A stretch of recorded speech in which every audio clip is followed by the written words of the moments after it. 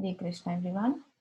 Okay, so we have read till Shloka 18, and remember that chapter 10 is the core, the center of Bhagavad Gita, and we have discussed how this and ninth chapter are the ascents of the devotional science, right?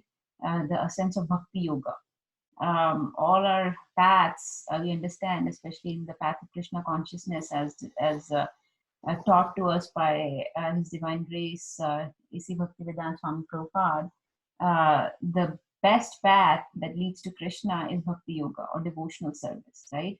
And the middle 6 chapters of Bhagavad Gita are the core of that devotional service that teach us about the devotional service.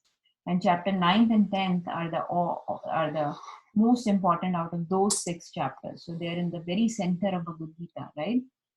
Like a pearl that is hidden in the two shells of the oyster, right? These 9 and 10 chapters are hiding in the very center, and Krishna is revealing his opulences in this particular chapter. So the shloka 10th to 11th, 8, 9, 10, 11, this comprises the Chatushloki Bhagavad Gita. So out of the entire 700 verses of Bhagavad Gita, these 4 verses are called Chatushloki because they give us the sar of the essence of the Bhakti Yoga. So out of those 2 chapters also, these 4 verses, if one understands, you understand these 4 verses will give us the relationship, our relationship with Krishna, how to achieve that relationship, the path to achieve Krishna, and finally what Krishna gives us when we understand that relationship, when we start following that path, what do we get? And so the 4 verses give us that. Is there anybody here that can summarize these 4 verses in a few lines, starting from 8, 9, 10, 11?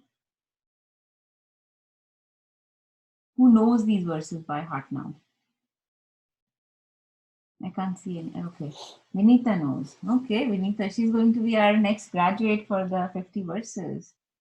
Okay, Vinita, go ahead. You want to say the first verse and we'll just take a quick understanding of it?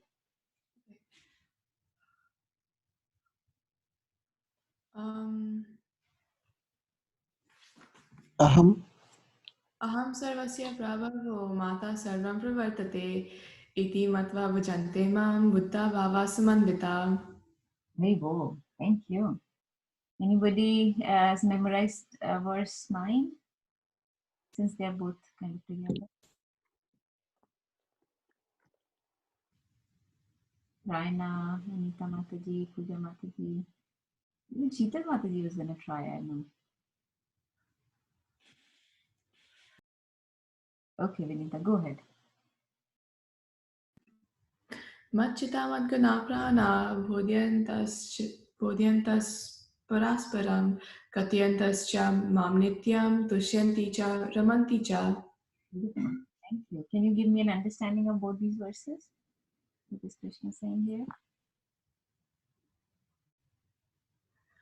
So in 10.8, Krishna says that everything comes from him and that he is the source of both the spiritual and material worlds.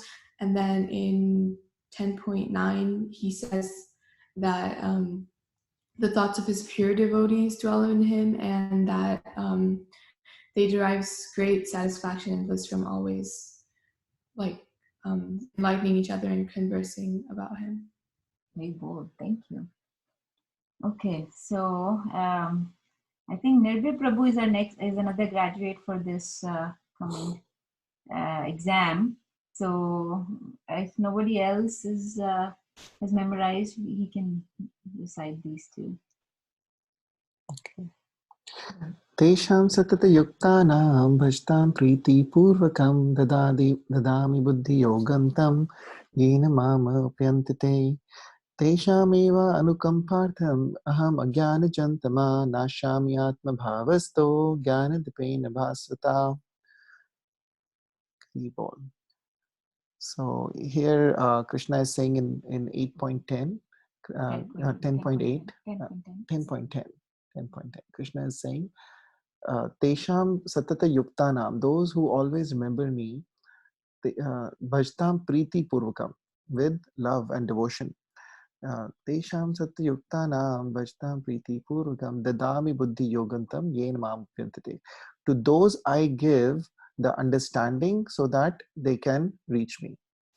So Krishna gives, it's a special mercy of Krishna that we can get to him if we approach him with love and devotion. And then in 10.11, he says, Tesham eva anukampartham aham agyan jantama. So this is the special mercy. First he says, I give them the intelligence to come to me. And then he says, it's my special mercy. Tesham eva anukampartham aham agyan jantama. Nashyami atma bhavasto. So with the knowledge, I remove the darkness in their heart. With the lamp of knowledge of devotion and born of ignorance. So devotion is gives, with the special mercy of Krishna, the darkness of ignorance can be removed by the light of knowledge given by Krishna. Before, thank you. So basically, Aham Sarvasya Prabhu means Krishna is saying, I'm everybody's Prabhu, I'm everybody's Lord, right? And this is our relationship with Krishna, that he's our Lord, we are his servants. Aham Sarvasya Prabhu, Matta Sarvam Pravat, everything comes from me. Iti Matva Bhajante Mam Buddha Bhav Samandita. Knowing this, the intelligent people worship me with all their hearts. Then the next he says is, so then what do? Those intelligent people that have understood their relationship. So first step is to understanding our relationship. We have understood our relationship. That's our sambandh with Krishna. Then the next step is, what do? Those people do. The intelligent people start mat chitta mat gat parana. They start thinking about him. They start worshipping him. Bodhinta parasparam. They start talking about him with each other. They start enlightening. Kathintascha mam nityam. They start talking about him and start teaching each other about me. Tushyanti cha ramanti cha. And in these conversations of Harikatha, by talking and hearing about me, they take immense delight and pleasure, right? They enjoy bliss in these conversations. Then what does Krishna do for us? So Krishna says, I will give you the understanding. So you start this process, you understand your relationship with me, you start talking and hearing about me, and I will give you the intelligence. The Dami Buddhi Yogam Tam Yen Mam Upyantite. I'll give you the intelligence by which you will come to me. And like Nirmal Prabhu said in the last one, and he also gives us not only the intelligence, but his special mercy. Tesham eva anukampartham. Anukampa means mercy. I give you the special mercy and drive away all the darkness and ignorance and give you the knowledge. So that's the Chaturshloki Bhagavad Gita. And then we discuss this shloka that Arjun says. So when Krishna gives this Chaturshloki Bhagavad Gita, Arjun suddenly realizes, oh my God, this person that I've been talking to, he's the Supreme Personality of Godhead. So then what does Arjun say? This is another very, very important shloka. Please listen to the last class if somebody missed. We talked about this shloka in detail. This is where the term Supreme Personality of Godhead comes. He says, Param Brahma, Arjun says, Param Brahma, Param Dhama, Pavitram, Paramam Bhavan, Purusham Shashvatam, Divyam Adi Devam Ajam Vibhum. So he says that you are the Param Brahma, you are the Supreme. Param Dham, Param means Supreme. You are the Supreme abode. Pavitram, you are most auspicious, purest, right? Most pure Mangal, most auspicious. Param Bhavan, your abode is most supreme. Your shelter is most supreme. Purusham Shashvatam Divyam, you are the eternal Adi Purush. Divyam, right? Transcendental or divine. Adi Devam means you are the origin of all the demigods. You are the original person. Ajam Vibhum, you have no end and no beginning. You are limitless. So you are the Supreme Personality of Godhead. And he says, this is not just said by me. You are telling this to me now, but so many other people have told me this before. And who are those people? He says, Ahustvam Rishya Sarve. So all the rishis say this. Who are those rishis? Dev Rishi Naradas Tatha. Dev Rishi Narad says this. Asito Devalo Vyasa. Asit Rishi, Deval Rishi and Vedvyas says this. Swayam Chaiva Bravishime. And now you yourself are saying this to me. So I have now understood that Arjun has this aha moment. Oh, You are the Supreme Personality of Godhead. Everybody told me this.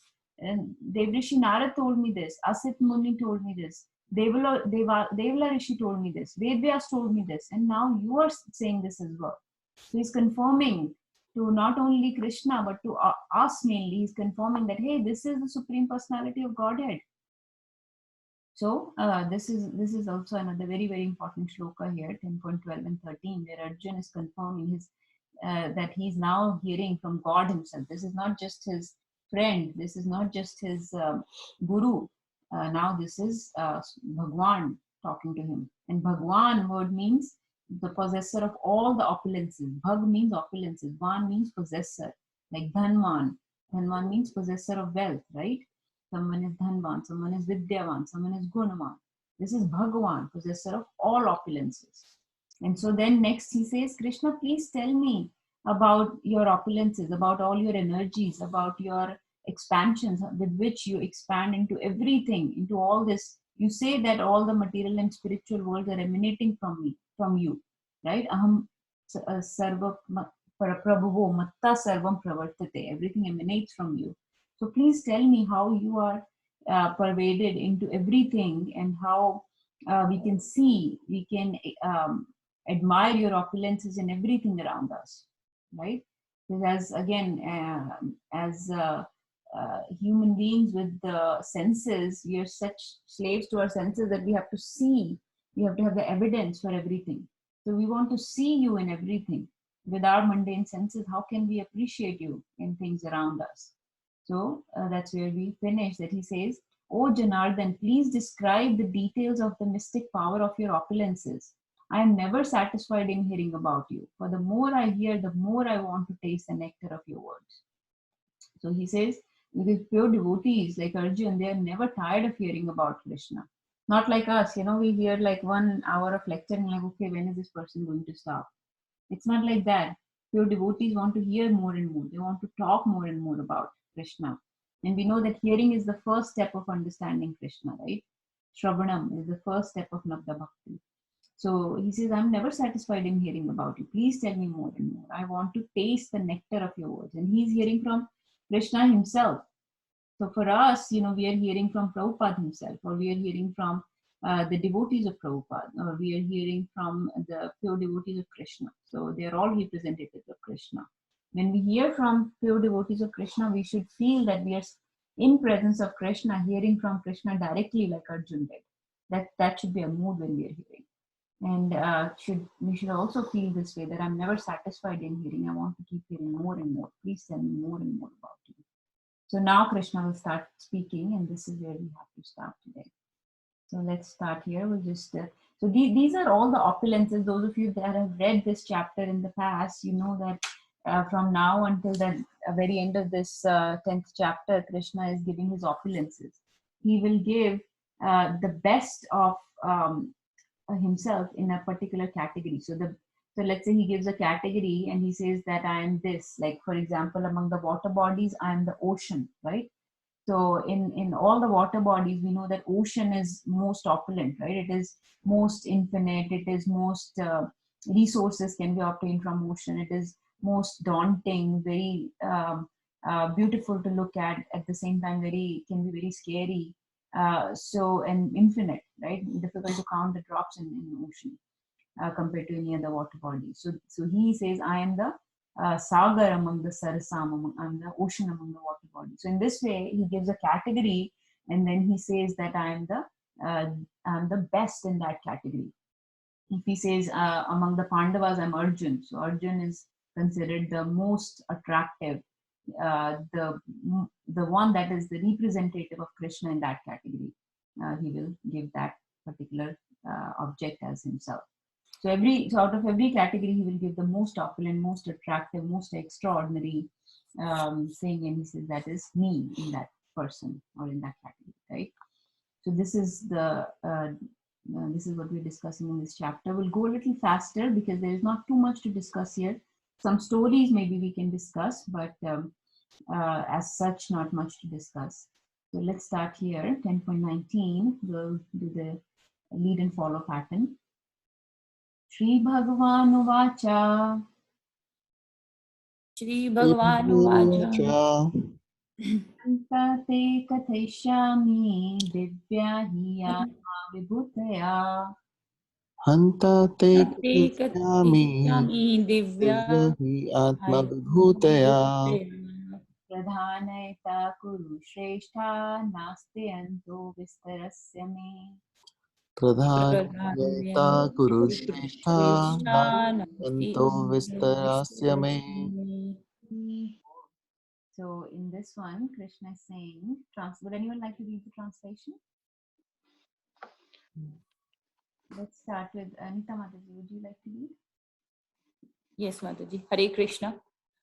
The Supreme Personality of Godhead said, "Yes, I will tell you of my splendorous manifestations, but only of those which are prominent. O Arjuna, for my opulence is limitless." Hari Bol. So here Krishna, this is self-explanatory. Krishna is saying, I'll tell you the Pradhan. Pradhan means the most prominent, the principal opulence, the most supreme, the topmost opulence. I will not tell you all of them. Why can't I tell you all of them? Nasti anto vistarasyame. Because to my expansion, there is, to the extent of me, there is no ant. There is no limit. And they're they're anant, right? Hari anant, Hari katha anant. Just like Krishna's pastimes are limitless, infinite. Similarly, his opulences, his expansions, they are limitless. So he says, Nasti anto vistarasyame. There is no ant. There is no end to my expansions or my the way I pervade the entire material and spiritual creation. So I'll just tell you the pradhan, the most important ones. And to all these are divine opulences, right? Very splendorous, vibhutaya, the splendorous manifestations that I'll detail to you. So let's keep reading. Now in the purport, just one thing I wanted to mention. Actually, we can read the first paragraph. Mataji, if you would like to read, Prabhupada is mentioning a very nice thing here that I want everybody to understand. So please read this first paragraph. And Sure, Mataji. Yeah. Purport. It is not possible to comprehend the greatness of Krishna and his opulences. The sense of the individual soul are limited and do not permit him to understand the totality of Krishna's affairs. Still, the devotees try to understand Krishna, but not on the principle that they will be able to understand Krishna fully at any specific time or in any state of life. Rather, the very topics of Krishna are so relishable that they appear to the devotees as nectar. Thus, the devotees enjoy them. In discussing Krishna's opulences and his diverse energies, the pure devotees take transcendental pleasure. Therefore, they want to hear and discuss them. Krishna knows that living entities do not understand the extent of his opulences. He therefore agrees to state only the principal manifestations of his different energies. The word pradhanyata, principle, is very important because we can understand only a few of the principal details of the Supreme Lord, for his features are unlimited. It is not possible to understand them all. And Vibhuti, as used in this verse, refers to the opulences by which he controls the whole manifestations. In the Amara Kosha dictionary, it is stated that Vibhuti indicates an exceptional opulence. Hari Bol. Thank you, Mataji. So this is the part I wanted everybody to see. It is very deep aspect of devotional service. Here Prabhupada says that when devotees read these opulences, right? When we read the rest of the chapter, they understand that they will not be able to understand Krishna. Okay, devotees know that Krishna is limitless, right? So why are we trying to understand this devotional science when we always say that Krishna is inconceivable to us? He's very difficult to understand. He's very always says that he's a cheater, right? He's the biggest cheater. He's always in his Tribhuvan form, very he's Theda. He's not easy for our small mind to comprehend or small senses to understand it. So devotees know that. but they still like to hear about him, not with the feeling that they will ever be able to understand him fully, but just because they relish, they enjoy supreme bliss in hearing about him and in trying to understand about him. They never expect that they will be able to understand him completely. They always know that they are just his ansh. Mam eva mamshu jiva loke, right? That all living beings are just part and parcel of him. They are just ansh of Krishna. So with that small ansh, he's Vibhu and we are Anu, right? We are very small and he's Vibhu, he's unlimited. So being Anu, we have our mind that is very Anu, we have our senses that are very small, and even those mind and senses are very much polluted also. They're not very clean, and Krishna lives in clean, auspicious places. So it is very difficult with this contaminated senses and mind, where we are constantly filling our senses and mind with all the material engagements all the time, right? We are watching so many things on TV, we are seeing so many things in life, we are talking to all these corrupt people, and so our mind and senses are very corrupted. So already they're very small, and on top of that they have so much contamination from material energy. So there is really no hope to be able to understand Krishna. And that's why his pastimes and various aspects, even the pastimes of his devotees are very difficult for us to understand. We are always we get bewildered when we hear these. So devotees fully understand that fully understanding Krishna is not possible, but they still want to engage in those topics because they get pure bliss, they get nectar. So just in talking about Krishna, hearing about him from his devotees, hearing about him from the Guru, this is just relish to them. This is their engagement. They don't want to engage in material engagements. We want to give a higher taste to our senses and mind. And so this is, when we do this is just for our purification. This is not so much for understanding Krishna completely. This is just for our purification. So sometimes people will say, oh, you know so much, all this. No, this is when we are doing this, when we are understanding Krishna, when we are reading Bhagavad Gita. Even Bhagavad Gita, we understand these are all just revealed scriptures. This is what has been revealed to us. And it is very small amount of knowledge compared to all the knowledge that is there. Right? We know that Bhagavad Gita is the essence of all Vedas. Srimad Bhagavatam is the Vedanta Sutra. So it is just the last word in devotional science. It is the last word of Vedas. All we are reading is just the last word. We are not able to understand everything. So that is the mood with which we will read these opulences. Just wanted to point out how beautifully Prabhupada has mentioned this part here. Okay, and then Krishna, before he starts listing his opulences, he gives us one more important shloka, 10.20. I'll just read one line and we'll follow. Okay, we'll read and follow again. These are Krishna's words, his Vani himself, so we should try to recite loudly as much as possible. Aham Atma Gudakesha. Aham Atma Gudakesha. Sarva Bhutasya Sthita. Sarva Bhutasya Sthita. Aham Adishcha Madhyam Cha. Aham Adishcha Madhyam Cha. Bhutanam Anta Eva Cha. Bhutanam Anta Eva Cha. Translation. Murli Prabhu, would you like to read this one? Mataji. I am the super soul, O Arjuna, seated in the hearts of all living entities. I am the beginning and the end of all beings. Hare Krishna. Hare Krishna.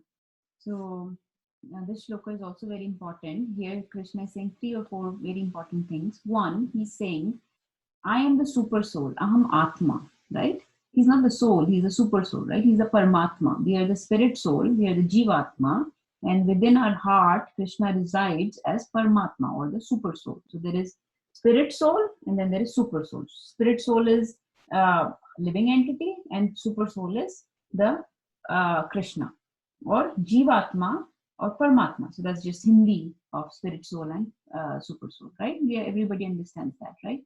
And we have understood that from the beginning chapters that super soul or Krishna, Paramatma, resides in the heart of the living entity, right? Now, is there anybody here that can prove that with any other verses in Bhagavad Gita? They come later in Bhagavad Gita, where Krishna says directly that I live inside the heart of all living entities. Okay, Nirbhay Prabhu knows. Vinita, would you like to take a guess at which shloka says, Krishna says that I live inside the heart of all living entities? I can't think of it right now. No, okay, Nirbhay Prabhu, go ahead. ईश्वर सर्वभूतानां हृदेशे अर्जुन तिष्ठति ब्रह्मयान् सर्वभूतानि यन्त्रऋणानि मायया. Very bold. You know which number is that verse? It's 18.61. So yes, 18.61 says, Ishvara Sarva Bhutanam Hrideshe Arjun Tishtiti. Hriday means heart. That, oh Arjun, I live inside the heart of all living entities. And then there is a verse in 15th chapter, 15.15 also Krishna says, that, you want to recite? Sure. सर्वस्य चाहं हृदि सन्निविष्टो मत्ता स्मृतिर्ज्ञानमपोहनं च वेदैश्च सर्वैरहमेव वेद्यो वेदान्तकृत् वेदविद् एव चाहम्. Okay. Sarvasya Chaham Riddhi Sanivishto, that I live inside the heart of all living entities. That comes in 15th chapter. So here also Krishna is saying that I am the super soul seated in the heart of all living entities. Sarvasya Bhuta Shaya Sthita. Okay. Aham Adishcha Madhyam. This we have discussed many times. He says that I am the beginning, I am the end, and I am the Madhyam or the center of all living entities. I am the beginning, middle, and end of all these, right? From me, everything comes. From me, everything goes back into, right? And he also maintains everything. So that way, he is the beginning, end, and the middle. Beginning because everything starts from him. Aham Sarvasya Prabhavo, right? 10.8. Aham Sarvasya Prabhavo. Everything comes from him. Matta Sarvam Pravartate. Which means that he's the beginning of everything. He also says that I'm Adi Deva. Adi Deva means that I'm the origin of all demigods, or it can also mean that I'm the original God. Madhyam means that he maintains. We always say Vishnu is the maintainer, right? So he's the one that sustains this creation. With him, his energies, he maintains this creation. Anta evacha. Anta means when the time of annihilation comes, everything comes back into him, right? When Krishna will show his Virat Roop in the next chapter, you will see how he will show that everything is coming from him, and all these people that die, they go back into him, right? Anta evacha. So I'm the end of all living entities as well. So that way, he's the Adi, Madhyam, and the end. And everybody, and he's residing in the heart of all living entities. Now, there are 2 or 3 very important points that Prabhupada is making in this, in the purport of the shloka. One is he's giving a very beautiful understanding of Aham Atma, or I'm the super soul of this creation. He says, and this is written in Bhagavatam also many places, that just like we have, we have body and then the consciousness, right? The consciousness is from the spirit soul, right? If the spirit soul leaves this body, the body is basically dead matter. And we know that we are not this body, we are the spirit soul, we are the Jivatma. And if the spirit soul leaves the body, body is nothing but dead matter, right? When we say somebody has departed, who has departed? The spirit soul, the Jivatma. That person has departed actually. So that person is the spirit soul, the living entity, the actual living, this vital force of that body is left. The consciousness has left, right? Consciousness is what is driving this body, like a person drives the car. You understand this, right? From so far from our knowledge of Bhagavad Gita. Similarly, Prabhupada is giving a very, very, very subtle, beautiful understanding here. How Krishna is the super soul, not only within us, but he is the soul in the whole creation. Imagine this whole creation is like a car, and Krishna is the driver, right? Krishna is the soul, spirit, super soul that is pervading into this entire creation and driving this creation. Okay, so if Krishna is not here, then this creation cannot exist. Then this creation is also like dead matter. Just like our body cannot exist without the spirit soul. Similarly, this entire creation cannot exist without the super soul, without Krishna. remember Krishna said in 7th chapter that he says, Matta par taram nanyat kinchid asti dhananjaya mai sarvam idam krotam sutre mani ganaiva. That everything is situated on me like beads on a string, like the beads are strung on a thread. So you need a thread for the beads to be strung on. Krishna is that thread. Krishna says, I am that thread. He gives the analogy in 7th chapter that I am the thread on which the beads are strung. So the meaning that I am that support on which everything is situated. If there is no thread, the beads will fall apart. Similarly, if there is no Krishna, this creation will fall apart. Krishna is the vital force, the energy, the soul, the spark that's driving this creation. So that also is the understanding of Aham Atma, right? That's why just like we have to feed our soul by hearing this, by listening to this, we feed our soul. We're not feeding, right now I'm not feeding my senses, I'm feeding my soul. This is my spiritual nourishment. Similarly, if we are always catering to Krishna, then this creation can run very nicely. This is a very, very minute, subtle point to understand that Krishna is pervading the entire creation, just like this consciousness is pervading this body. If we feed our consciousness, our body can also run nicely. Similarly, if we are catering to Krishna, nourishing Krishna with our bhakti, then that is the supreme yajna, and this creation can run then very beautifully. Right? Everybody's talking about, Amrinder Prabhu makes this point very beautifully. He says, everybody talks about global peace, global brotherhood, right? We always say that there should be brotherhood between all the countries, all the people. There shouldn't be any racism, terrorism, all this, right? Because why is there all this? Because there is no brotherhood. So there should be a global brotherhood. But how can there be a global brotherhood if there is not one parent, right? There has to be one parent. If we understand that there is one parent only, then we can understand that we are brothers and sisters. Since we don't think that we have one brother, we don't think that we are all brothers and sisters. And that is why there is no global brotherhood. So one parent means that one particular point, one soul that we are catering to. If everybody was catering to that one particular point, one spirit soul, one super soul, Atma, then everybody will work towards it, and that will lead to global brotherhood. Since we all have our own agendas, we are not working for the nourishment of one supreme person. We all are working for our own agendas, our own selfish motives, for our own sense gratification. Everybody's doing their own thing, and not it should be like a pyramid where there is a peak and everybody's moving towards it in a unanimous way. So that is another understanding of Aham Atma. So he's the Atma of this creation. He's the soul of this creation. And then another thing Prabhupada points out, very beautiful point here. What is the meaning of word Gudakesha? Krishna is referring to Arjun as Gudakesha. He refers to Arjun with many other names, right? Would somebody like to say some of the names of Arjun that Krishna has used in Bhagavad Gita so far? Yes, Monika. Kaunteya. Kaunteya, yes, because he's son of Mother Kunti, Queen Kunti, right? He's son of Queen Kunti, so Kaunteya. Dhananjaya. Yes. Yes, Prabhuji. Would you like to say why he's called Dhananjaya? He has conquered during the fight, he collected yes. Yes, Prabhuji. He collected a lot of dhan, wealth for the king Yudhishthir when they did the various yajnas, and that's why he was called Dhananjaya, because he बहुत सारा धन अर्जित किया था उसने, अर्जुन ने. Dhananjaya. Okay, what other names come to mind? Hare Krishna, Mataji, can I say something? Yes, Mataji. Gudakesh means one remover of, like, who has conquered ignorance and sleep. Yeah. Yes, Mataji, thank you very much. Would you like to say any other names of Arjun that are mentioned in Gita? I think Sabyasachi.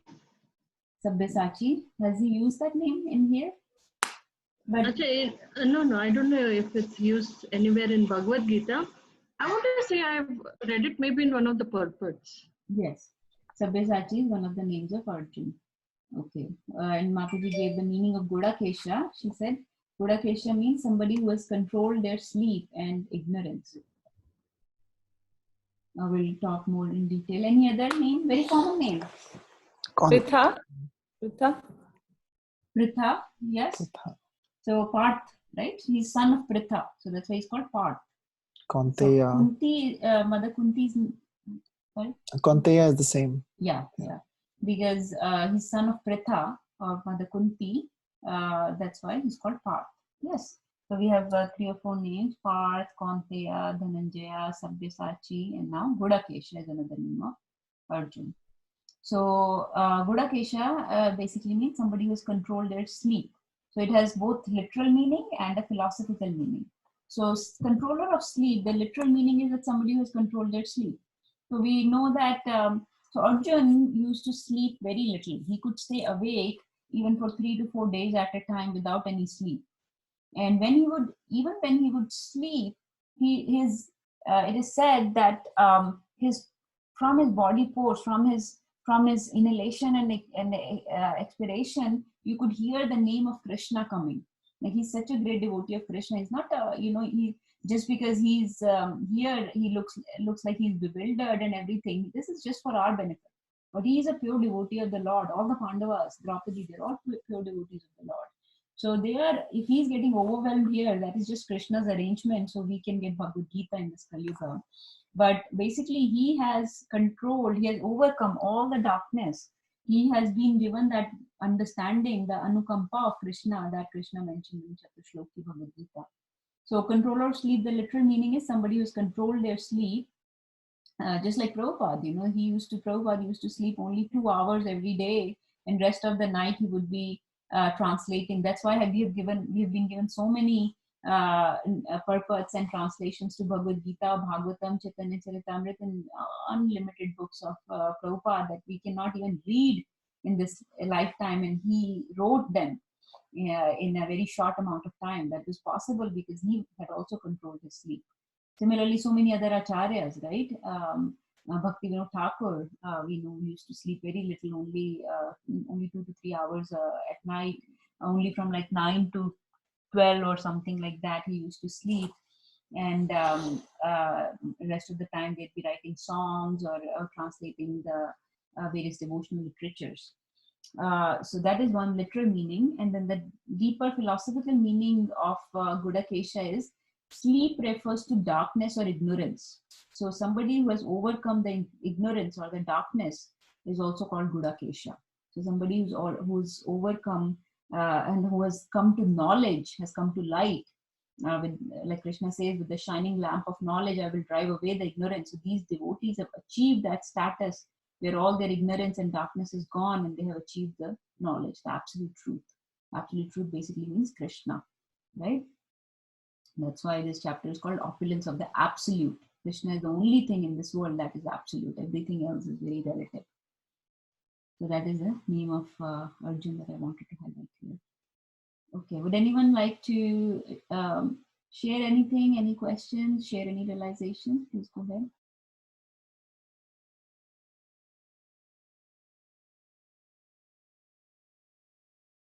Sorry, I can't see everybody on the screen, so please unmute and ask if you have any questions or corrections or realizations. Namita Mataji, you have any questions? No, I'm enjoying it. This is like an eye-opener, so yeah, it's pretty good. Okay, thank you, Mataji. Please feel free to ask anything. This is just our, very small group. We have just our family and friends here, and everybody is a very close-knit family. So please don't. Absolutely. Okay, so let's keep going. There are more things given in this purport. I will not go into that, but Prabhupada talks about the 3 Purusha avatars of Vishnu, the Karmadakshay Vishnu, Garbhodakshay Vishnu, and Kshirodakshay Vishnu. Those are the 3 Purusha avatars or expansions by which this material creation is supported, is maintained. I don't know if this may be a little bit more complicated for everybody. So I think we'll keep going. I might come back to that, circle back to that later.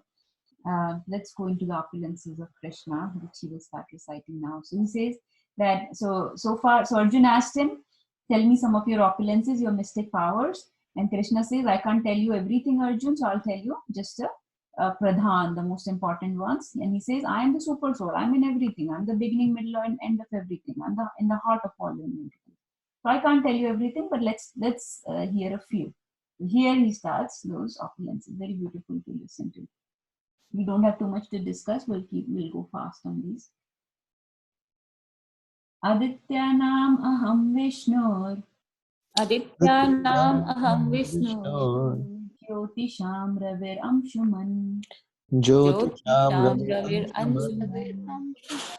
Marichir Marutamasmi. Marichir Marutamasmi. Nakshatranam aham Shashi.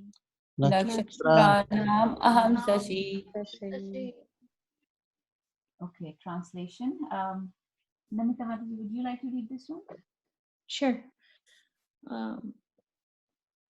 Of the Adityas, I am Vippu of lights. I am the radiant sun. Of the Marutis, I am Marisi, and among the stars, I am the moon. So here Krishna is starting to list his opulences, and like we said, he will give a category, and then he will give the most beautiful, the topmost, most attractive, the most glorious out of those, that category. So Adityanam. So Aditya refers to what here? So this is a little bit something to understand. So remember that those of you that understand some of the stories from Bhagavatam, there were two sisters, Diti and Aditi, right? Does anyone know Aditi is the mother of whom? I know all the gods. All the demigods. Demigods, yeah. Right? Aditi is the mother. So Aditi and Diti, they have husband. Their common husband is Rishi Kashyap. Okay, and Aditi had demigods as her sons and daughters, or called Devi Devtas, come from Aditi. And Diti is the mother of all the demons. Okay, so that is why when we say Aditya, we mean to say some of the demigods, and Daityas are the sons of Diti. So from the word Diti comes Daityas, meaning demons, and Adityas are the kids of Aditi. So now, in the beginning, there were only 12 Adityas, the 12 principal Adityas, 12 Adityas, of which, if you remember, when Vaman Dev came, does everyone know the story of Vaman Dev? He's one of the incarnations of Vishnu, right? We know Vaman Dev's story on Bali Maharaj, right? He was the dwarf incarnation, and he asked for 3 steps of land. Has everybody heard that story? If not, we will do some stories next time. Who here has not heard the story of Bali Maharaj and Vaman Dev? I haven't. Okay, let's see. Vinita has or has not? No, I haven't. Okay. So sometime we'll do that story. But basically, Bali Maharaj's story is very, very beautiful to understand.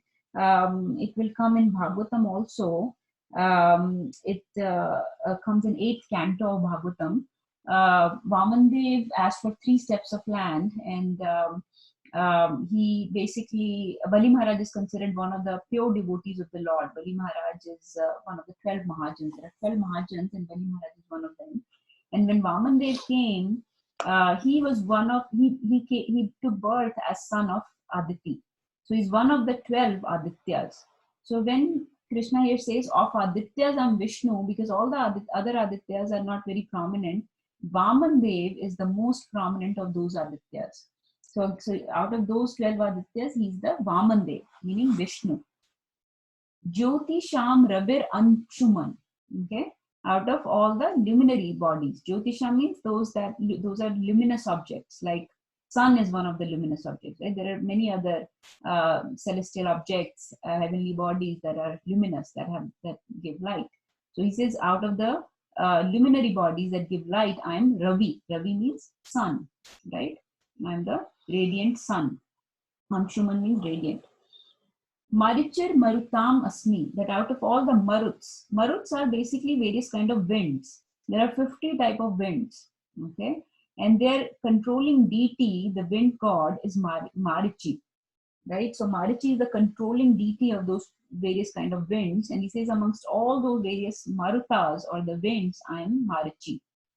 Nakshatranam. Nakshatra is a Hindi or Sanskrit word which refers to typically planets, but here it is referring to like stars or celestial bodies. Remember that the Vedic knowledge of astronomy and our knowledge through science, through material science, is very different. The way the Vedas describe all the celestial objects, the sun, the moon, the stars, and the expanse of earth and everything is very different. And it is actually a whole other, many hours of discussion in itself about how Vedic astronomy is described. So that is very different from the understanding of the material space science, astronomy that we have understood and learned in our schools. So that is why when we say planets, we don't think of moon as one of the planets, but here nakshatra is referring to like one of the celestial bodies. If you look up in the sky, the one that attracts to you the most, whether it's various constellations, the stars, the moon, the other various other bodies, you may see meteors, you may see various things. Out of those, the one that people have written most about, that people have glorified most, that one whose beauty is always revered, right? When you want to tell somebody that they are beautiful, so many Bollywood songs are written, right? Then that person we compare with moon, right? So that is why moon is considered most opulent among all the various celestial bodies. So here, stars doesn't mean that you might, somebody who's knows the material science may say, oh, moon is not a star. That is not how we are understanding here. It's basically just one of the celestial bodies that you see when you look up in the sky. In the night sky, you see so many beautiful stars that are twinkling, but out of those, the moon is what attracts us the most. So that is what Krishna is saying here, that nakshatra nam aham shashi. Shashi is the Shashi or Shashank is a name of moon. You will see Shashank will come later again. So out of the 12 Adityas, I'm Vishnu or Vaman Dev. Out of the luminous bodies, I'm the radiant sun. Out of the various winds, I'm Marichi, the controlling deity of winds is Marichi. And out of the various nakshatras or stars, I'm the moon. So, when we talk about these, just one more thing to mention about these opulences. When we talk about the principal opulence here, remember that particular opulence is the representative of Krishna. It's not like that they're Krishna himself. You may say, oh, okay, so sun is Krishna. Krishna says himself, that I am Ravi, Jyotisham Ravi Ramshuman, that I am the sun. So, okay, if I pray to sun, it's same as praying to Krishna. That's not what he's saying here. That's something to understand. Later on, he'll say that I am lion among animals. Doesn't mean that you go to lion and say, okay, this is Krishna. That's a very superficial, mundane interpretation. This is not what Krishna is saying. He's basically saying that that particular power or the quality in that opulence or that opulence in that object that attracts you is coming from me. So if the lion's strength or his bravery, his majesticness inspires you, you compare anything very strong and powerful with the lion, then that particular strength and prowess, the power is coming from Krishna himself. That's what he's saying. Meaning that particular object, like lion, for example, among the animals, or here sun among the luminous objects, is the representative of Krishna, is the most representative of Krishna. They may have some other qualities that are not very great. They may not be representative of Krishna, but whenever we see anything admirable in anybody, then that comes from Krishna. Everything comes from Krishna, but especially that particular thing that attracts us the most. Like if we see somebody, oh, that person is so beautiful, or oh, that person is so talented, that person is such a great singer, their voice is so beautiful, they play this particular musical instrument so nicely, then instead of being envious of them, we should know that power, that particular capability, that ability has been given to them by Krishna. He says before in 7th chapter we read, he said, I am the ability in the mankind. Any ability that is given to us comes from Krishna. So that is how we have to understand that these opulences are basically the representatives of Krishna. Okay. All right. Let's read a few more. 10.22. Vedanam sama vedo asmi. Vedanam Vedanam samavetu asmi. Devanam asmi vasava. Devanam asmi vasava. Indriyanam manaschasmi. Indriyanam manasasmi. Bhutanam asmi chetana. Bhutanam asmi chetana. Let's see who is Pooja Mataji, would you like to read this one? Yes, Mataji. Of the Vedas, I am the Samaveda. Of the demigods, I am Indra and the king of heaven. Of the senses, I am the mind, and in living beings, I am the living force, consciousness. Hare Krishna. So this is very straightforward. We know there are 4 Vedas, and of the Vedas and Sam Ved. So the reason he's saying I'm Sam Ved is because Sam Ved is full of many, it has a lot of knowledge in it. It is full of a lot of knowledge about Krishna and various other principles, but it also gives a lot of prayers or stutis. Whenever there are prayers, you will see that even in Bhagavatam, all the prayers of various devotees, like prayers of Queen Kunti, prayers of Bhishma Deva, Dhruv Maharaj's prayers, prayers of Parikshit Maharaj, all those prayers are very much glorified. And even if you see here, Arjun is also basically, this is like a prayer to Krishna, right? Glorifying Krishna and reciprocation. So whenever there is a reciprocation, whenever a devotee exchanges love with Krishna, they basically pray to them, not praying for their. And when pure devotees pray, they don't pray for any kind of material benedictions. They don't pray for any kind of benefits, material benefits like sensual gratification and things like that. They don't pray for temporary things. They pray for all the mankind. They pray for, they wish well for everybody else, for the well-being of everybody. They pray for liberation. They pray for going back to Godhead. And that is how the mood of our acharyas is also, as you've seen in various songs, like the song that Vinita sang today, is basically a prayer to Radharani. So these are all, whenever we say anything in prayerful mood, the true prayers, the true prayerful mood has a very strong, transcendental vibration to it that reaches Krishna. You're invoking Krishna's presence. That's why when we do a japa, when we do a chanting, that is basically a prayer where we are invoking Krishna's presence, right? It is invoking all auspiciousness and making a direct connection with Krishna. So any prayer connects us to Krishna directly when it is in the right mood, right consciousness.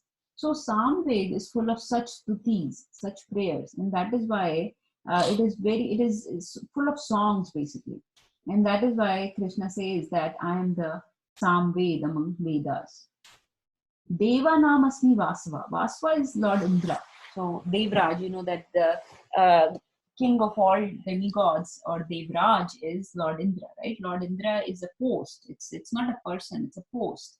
And it's a post given to very exalted person. It's a post that is attained after many, many pious activities, many good karma is accumulated by a person, many sacrifices, yajnas, charities, dan, many or a lot of knowledge, reading of Vedas. After all of that, when a person accumulates a lot of pious karma, then they can attain the state of the position of King Indra, Lord Indra. So he says among devas, among demigods, the principal demigod is the king of the demigods, which is Indra. So he says Deva namasmi Vasava, right?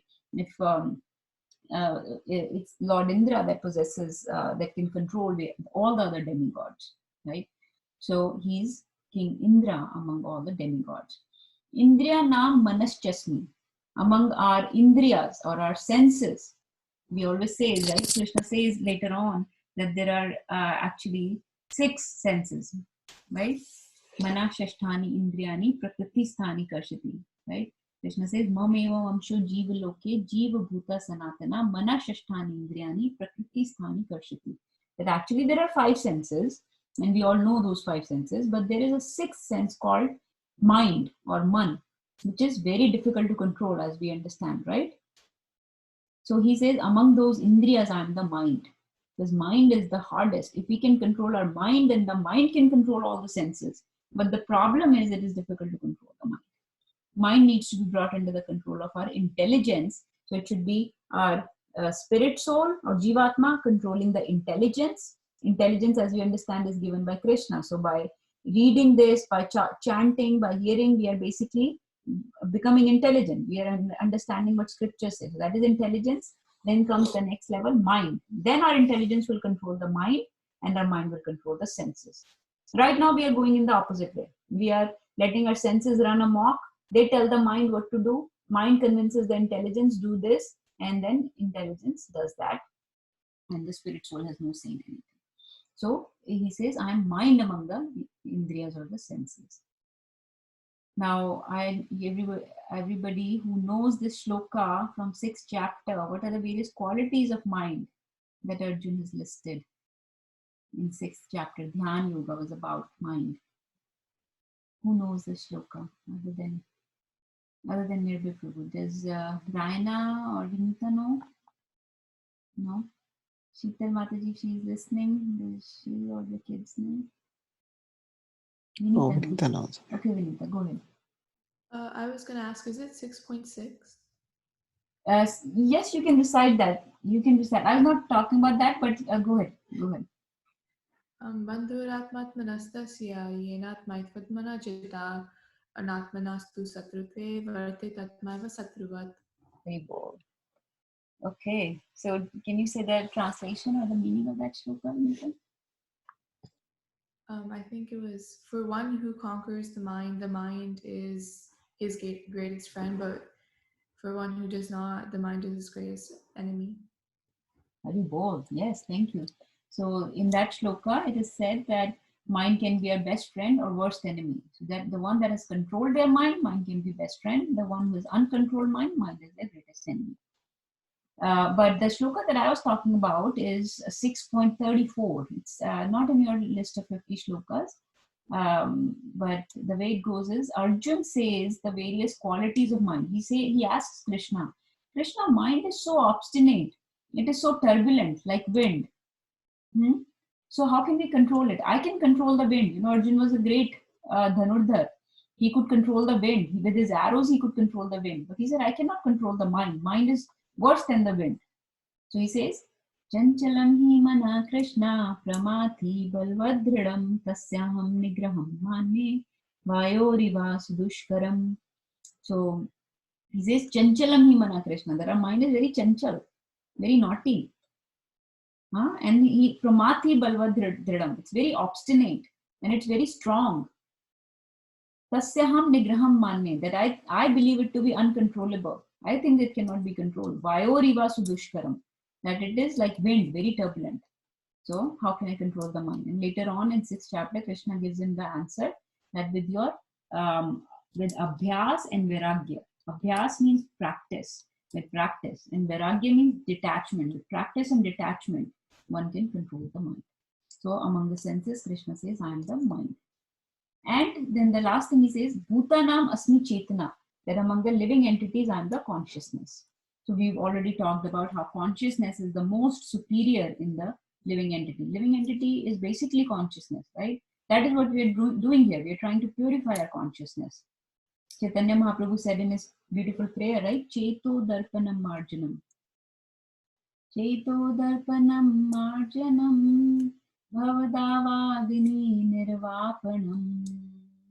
So what that means is Cheto darpanam marjanam, meaning clean the consciousness of your mirror and you can go across this ocean of forest fire of material existence. This forest fire of material existence you can control. So we are trying to clean our mind. Cheto Darpanam Marjanam. So we are cleaning our consciousness. So this is, if our consciousness leaves the body, then body is nothing. This is the vital force, the spiritual spark inside the body. And so Krishna is that. It says, I am that consciousness. So this is the key things Krishna is listed here. And Prabhupada has not given very detailed purports on this, so we can keep moving. I will read a few more. They are very quick. Rudranam Shankarastasmi. Rudranam Tasmi. Vittesho Yaksharakshasam. Vittesho Yaksharakshasam. Vasunam Pavakastasmi. Vasunam Bhavakastasmi. Shikhari Nam Aham. Meru Nana Prabhuji, would you like to read this translation?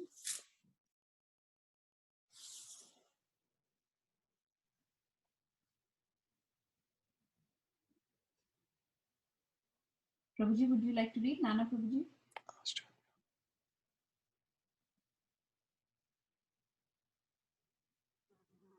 Yeah, I don't know if Prabhuji can hear me.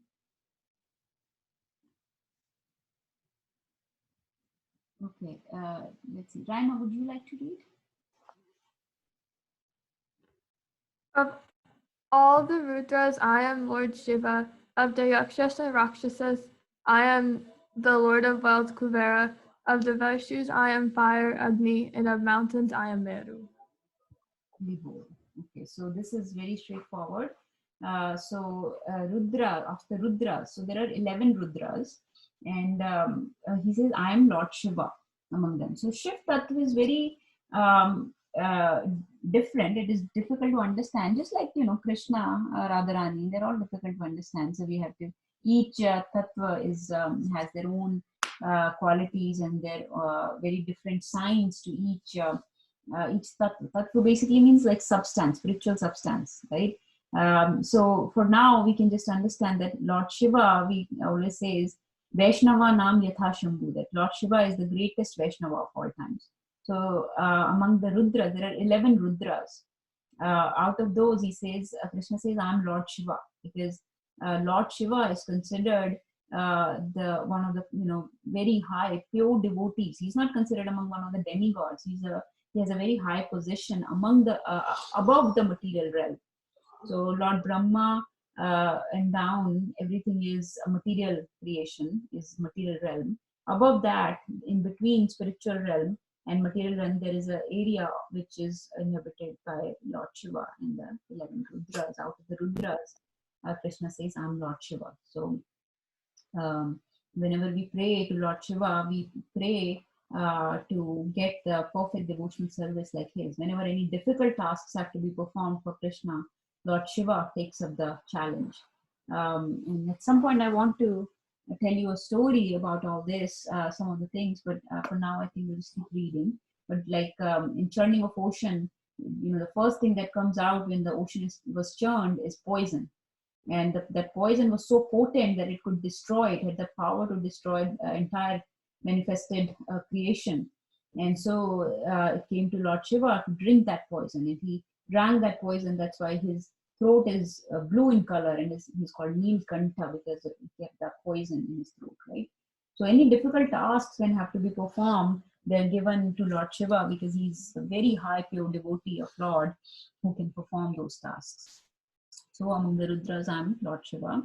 Of the Yakshas and Rakshasas, I'm the Lord of Wealth Kuvera. Now Kuvera, or Kuber, commonly known as Kuber, right? He's the, every demigod has a department given to them, right? Has a department assigned to them. Like Varun Dev has the department of all the water bodies, or like ocean, then various other rivers and lakes that are assigned to Varun Dev. Or Agni Dev is assigned for the fire. Similarly, Kuber is the demigod of wealth. So he is basically in charge of the treasury of the demigod. So he is the Lord of wealth, and he's one of the Yaksha. If there is a different species called yakshas or rakshasas. You know that Kuber is was also the brother of Ravan, right? And Ravan had at one point defeated Kuber and had taken his Viman, Pushpak Viman from Lord Kubera. So he says, among the Yakshas and the Rakshasas, I'm the Kubera, Lord of Death. Of the Vasus, Vasus are also another kind of being. There are many kind of beings. They inhabit different, heavenly planets that we are not aware of. We are just aware of various entities inhabiting this material realm. But there are various type of entities on different planets. Like there are Gandharvas, there are Vasus, there are these Rakshasas, Yakshas, there are very different kind of beings, people that sing very well, people that dance very well, people that are very intelligent, various kind of entities inhabit different planets. Vasus are one kind of entities, and among the Vasus, Krishna says, I am Agni or fire. So fire basically is a Pavaka. Here he uses the word Pavaka, that Vasunam Pavakaschasmi, that I am the fire or Lord Agni Dev. Meru Shikri Namaham. Shikhar means a peak, right? Peak, like a mountain has a peak. So those that have peak are called Shikris. Shikri Nam. So among those that have peaks, I am Meru Parvat. So Meru is also is a mountain that does not exist in this material world. It exists in the spiritual world. It is actually, if you understand the way the spiritual realm is, it is in the center of the spiritual realm, and it is very vast. It is a huge mountain made entirely of gold. And that mountain, which is not perceivable to us by our material senses, that mountain, Krishna says, I am among all those that have the peaks. So among the mountains, I am Meru. And this mountain is movable. It is not in one place. It is in spiritual realm is difficult for us to understand. For us, things are, one thing is there, it is there.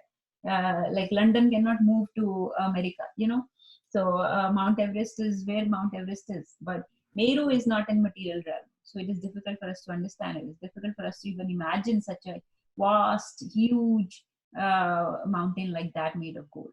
But he says, among those that have shikhar or peak, I am Meru. So he's saying, I'm Lord Shankar or Lord Shiva.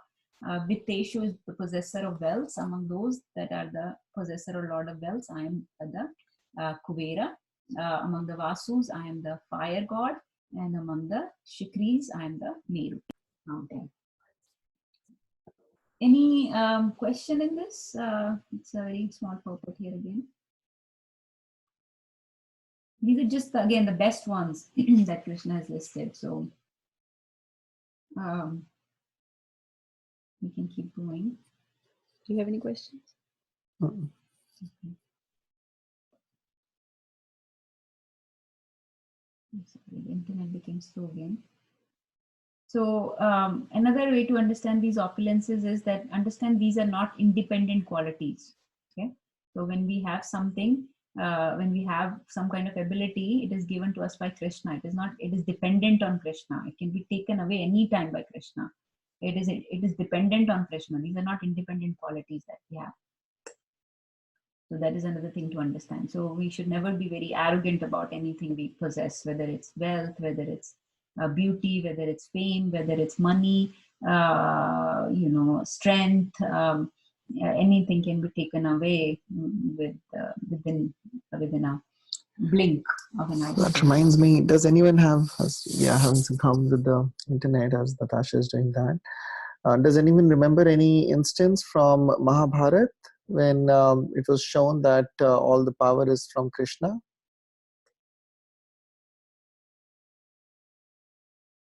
Anybody remembers this story for Arjuna?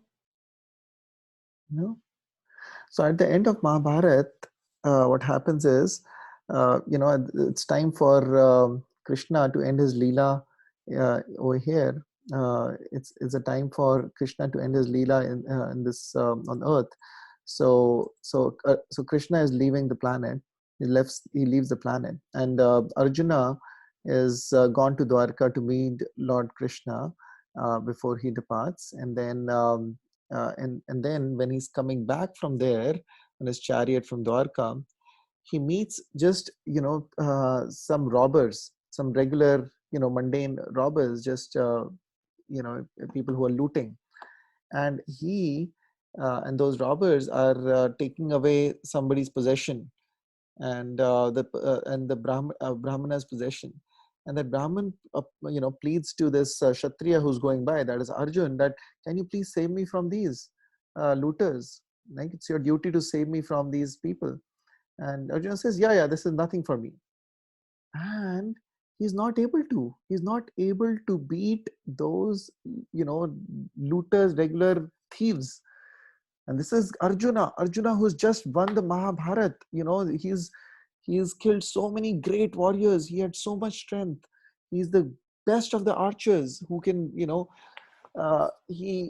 he was so amazing. And we keep talking about how he's the best of the archers, Dronacharya said, in the world. But he is not able to save this person's wealth from these little, petty thieves, 4 or 5 people who are just looting and going away. He's not able to beat them. So he reaches crying back to the other Pandavas, and he tells them this story, that this is what happened. So, then they all Pandavas decide that basically it is Krishna's arrangement, and Krishna is, we know that all the strength comes from Krishna, and now as Krishna is not there, they didn't have that. So eventually they then decided to retire after a while. But yeah, that's one of the stories where it's shown that all the strength comes from Krishna. Even Arjuna's all his strength came from Krishna. Then he gave up his Gandiv afterwards. Yeah, he could not use his Gandiv even with those petty robbers. So he realized that as Krishna wrapped up his Leela, all of that. Okay, let's just do a couple more till 25th at least. Mataji, can you go to the next one? And for next time, we'll do a couple stories I really wanted to do today, but we don't have enough time. Okay, let's read this one.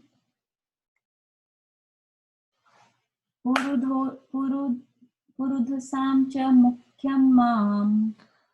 Purudhasam cha mukhyam mam. Vidhi partha brahaspatim. Vidhi partha brahaspatim. Senaninam aham skandha. Senaninam aham skandha. Sarasam asmi sagara. Sarasam asmi sagara. Mataji, can you make it a little bigger? Okay. Mataji, would you like to read this one? Translation? No, this is good.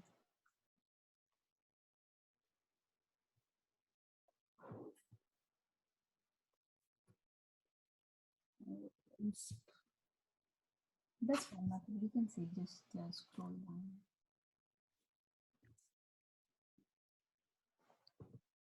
Just do the translation, Mataji, and then I think you can read the translation also, please. Yes, Prabhuji. Just give me 1 second. Something happened.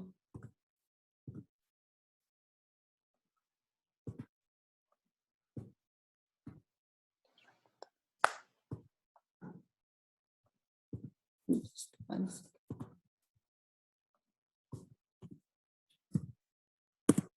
I think mine open now. Let me try. It may not work wrong, but I'll just try for now. Okay, here we go. Okay, so translation. Of priests, O Arjuna, know me to be the chief Brahaspati. Of generals, I'm Kartikeya, and of bodies of water, I'm the ocean. So this is here Krishna is saying Purudhasam cha mukhyam mam, that among the priests I'm the most, so the Brahaspati, he says I'm Brahaspati among the priests. Brahaspati, as you know, is the most intelligent, most learned Purohit or priest, and he's also the teacher of all the demigods, right? So the most learned among all the priests is Brahaspati. He says I'm the Brahaspati. And Vidhi Partha Brahaspatim, understand me to be Brihaspati. Senani Nam. Senani is somebody who is like a general or like a commander-in-chief, like Senapati basically of an army. So a commander-in-chief or like a general of an army who commands the army is called a Senani. So among the Senanis or the generals, I am Skanda. Skanda refers to Kartikeya. Kartikeya is the son of Mother Parvati and Lord Shiva, as you know. So Lord Ganesha and Kartikeya, they are the sons of Mother Parvati and Lord Shiva. So he says, among the generals or commanders in chief, I'm Skanda or the Kartikeya. So Kartikeya is very, very strong, powerful, intelligent warrior. And whenever these fights are conducted, happen between demons and demigods, Kartikeya is the commander in chief. So he says, among Senanis, I'm Kartikeya. Sarasam Asmi Sagara. And I'm the ocean among the water bodies that we discussed before, right? So again, think of the most attractive, the most vast, the one that is most inspirational is Krishna among all these. So this comes again, like this is the second time Krishna is saying I'm the ocean? No, I just gave an okay. I just gave an understanding before. Number 25th. Open on that. Keep losing the internet, but I'll just. It's probably the last one for us, anyways. Yeah. 25. Maharshinam Brigur Aham. Maharshinam Brigur Aham. Giram Asmi Ekam Aksharam. Giram Asmi Ekam Aksharam. Yajnanam Japa Yajyo Asmi. Yajnanam Japa Yajyo. Stavaranam Himalaya. Stavaranam Himalaya. This is important for us, those of you who want to memorize. Translation, you want to do? Translation. Of the great sages, I am Bhrigu. Of vibration, I am the transcendental Om. Of sacrifices, I am the chanting of the holy names, Japa. And of immovable things, I am the Himalayas. So he says, of the great rishis, Maharishis, among the great learned saints and sages, I am Bhrigu. Bhrigu is one of the most powerful sages. Giram meaning, so Giram here refers to vibration, like transcendental sounds or sound basically. And any sound or vibration, we know that the divine sounds are the most powerful, right? In Vedic culture especially, the importance is given to the sound vibrations, the mantras, the chants. Om is our sound that with which we connect. A lot of mantras start with Om, because Om was the initial sound that was uttered by Krishna at the beginning of creation, which Brahma heard, and then he started doing tapa. He started doing tapa, and he was able to find his father Lord Krishna. So at the beginning of the creation, the sound Om was uttered by Krishna, and all the Vedic knowledge was imparted to Lord Brahma in this way. So and Krishna has said this before. Ek Akshar means Om. Ek Akshar here refers to Om. Or Pranava is also Om. And if you remember in 7th chapter, Krishna said before, Rasoham apsu kanteya prabhasmi shashi sureo pranava sarva vedeshu shabda ke paurisham rishu. That I am the Pranava. Pranava means Om among all the Vedas. So basically, Om is the sound which is given to Lord Brahma, with which all the Vedas get manifested. So he's the Pranava or Ekakshar, Omkara in the transcendental sounds. Yagya Nam Japa Yagyo Asmi. This we have learned from the very beginning, even when as soon as we came in contact with Krishna consciousness, all of you heard that even if you don't know anything, just chant Hare Krishna, right? Just do the japa. So, Yagya Nam Japa Yagyasmi. Out of all the yagyas, various kind of sacrifices are described, like in 3rd chapter. So many different sacrifices are described. Sacrifices done for demigods, fire sacrifices, or sacrifices for ancestors, for animals, for the well-being of living entities. So many various sacrifices are done. But Krishna is saying that Japa Yagya is the most prominent. He is Japa Yagya among all the yagyas. So those of you who are chanting, this should make our chanting very strong, because this is the greatest yagya you can do in Kali Yuga. And this is, those that are not chanting, this is a very important reason to chant, because Krishna himself is saying that Japa Yajna, these are most supreme qualities among in any category. So Japa Yajna is most supreme among all the yajnas. Very important for us to understand. And that yajna, Japa Yajna is our yug dharma. For this Kali Yuga, there is no other way to get across the material ocean but without Japa. So, and other yajnas like fire sacrifices, but for other ages, right? Like for Treta Yuga, fire sacrifices were recommended. For Satyug, Dhyan Yuga was recommended. For Dwapar Yuga, deity worship is recommended. For Kali Yuga, Japa or Sankirtan, Harinam Kirtan is recommended. So, in Bhagavatam also it is said that Yajanti Sumedasha, that only the intelligent people will do this yajna. Thavara Nam Himalaya, and among the immovable things. So before he said among the mountains or those that have Shikrinam, Meru. But here he says Thavranam, among the immovable objects. You cannot move Himalaya, right? Himalaya is so big, so tall, so vast, such a vast mountain, it cannot be moved. Thavranam. So among the immovable things, I'm Himalaya. So this is, I think, where we can stop today. Yeah, do chanting. If anybody has any questions, let's discuss that.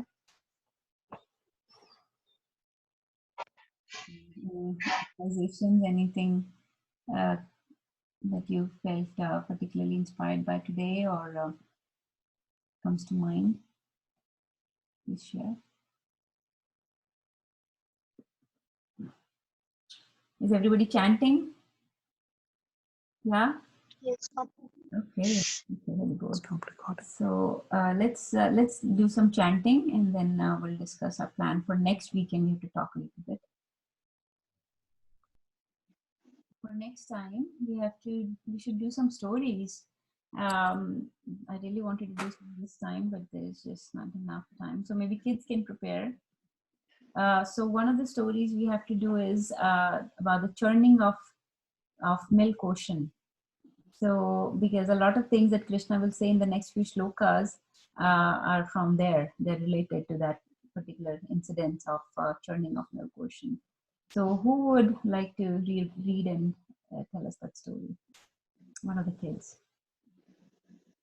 Raina, would you like to do that? I thought I was singing next week. Oh, you're singing. Okay, that's fine. So let's see. Pooja Mataji, would you like to? Sorry, I'm counting you as one of the kids. I know you are, but you're still one of the younger ones. So would you? Yes, like I'll share with you the story. Huh? Okay, Mataji. It's Yes. not very long. Just like 5 minutes of story. Just very quick, so that everybody understands what happened in that particular incident. Okay. Okay. And then another story I wanted to do was about Bali Maharaj and Vaman Dev. And Vinita said she has not heard about that. So Vinita, would you like to read that? Yes, Sure. Okay. And let's see. I think those two, maybe one of the grown-ups, maybe Anita Mataji, would you like to read about the 12 Mahajans? Who are the 12 Mahajans? Would you like to read about that? Yeah, sure, Mataji. We can do that. When? Next week? I think we are not having class next week because Oh, okay. Yeah. Prabhu is coming. So we'll do the class. He will do his, so we'll still have a Zoom session, but it will be his Bhagavatam. We'll probably do a Bhagavatam reading that morning. He will pick something and give us a discussion from Bhagavatam. So we'll do that next time, but we'll continue our 10th chapter reading from the time after that, week after that, and that week. So you have 2 weeks. Is it Atul Prabhu that week, or is it after that? So we have 2 weeks to do this. 12 Mahajans are very important to understand because they are the upholders of Bhagavad Dharma. And reading about you don't have to read about each. I just want you to tell us who the 12 Mahajans are, and maybe in one line, everybody can try to understand their significance, why we should be there. pure devotees of the Lord, and reading not only about Krishna but also about the pure devotees of the Lord is very, very inspiring and gives us understanding of what to follow. We have to follow in the footsteps of these pure Mahabhagavats. So those are those 12 Mahajans. So Yeah, sure, Mataji. read about that, and Vinita will tell us the story of Bali Maharaj and Vamandev. The story comes in Bhagavatam 8th canto, but you can, you don't have to read the from the obviously that 8th canto itself. You can, there are various other sources. I'll send you some sources, but in Bhagavatam also there, Veda base, there is an initial description of the chapter that you can read. That will tell you a sense of the whole chapter. So you don't have to read the whole chapter, but just like there is like one page that gives you the sense of each chapter. So Vinita. Does Veda base have it, or just it's only in the actual Bhagavatam book? Maybe book also has. I'm not sure, but Veda base definitely does. And then Puja Mataji will read the churning of milk ocean, and we'll discuss some stories as we read these opulences, because these opulences otherwise they're very quick to read, so we can at least discuss some stories in the meantime. Okay, Hari Bol. Tadrupyascha kripa sindhubhyo eva cha patitanam pavanebhyo vaishnavebhyo namo namaha. Chandraya radhika dadale krishna krishna bhaktaya namo namaha.